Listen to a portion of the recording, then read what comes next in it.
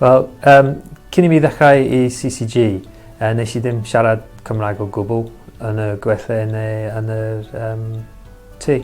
So, dwi'n mwynhau gweithio yn y cwmni efo pawb sy'n siarad yn Gymraeg ac yn Saesneg, achos dwi'n meddwl dwi'n medru gwerthfawrogi y diwylliant Gwynedd mwy efo yr iaith Cymraeg. Ie, felly dwi'n meddwl bod Paul wedi dechrau gweithio yma ym mis Gorffennaf bron I 4 blynedd yn ôl ebyn hyn.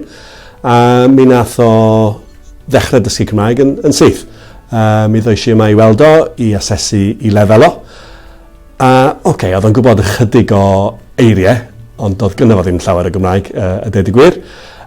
Ond dwi wedi weld o bob wythnos fwy na lai, 1 awr yr wythnos ers hynny.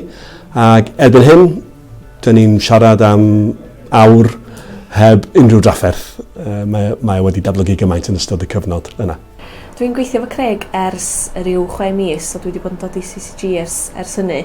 Ryw 10 sesiwn awr dwi wedi gael efo fo, a bwriad y sesiynau ydy magu hyder. Yn y sesiynau wedyn, cwbl da ni'n neud ydy trafod y gwaith, dwi'n creu unrhyw eiriau anodd sydd gyda fo, dwi'n creu cardiau, Quizlet iddo fo, mae o'n ymarfer heini, a wedyn os oes a dasg benodol sydd gyda fo fel paratoi at gyfweliad neu gyflwyniad. Mae gwers Cymraeg efo Elin wedi bod yn grêt.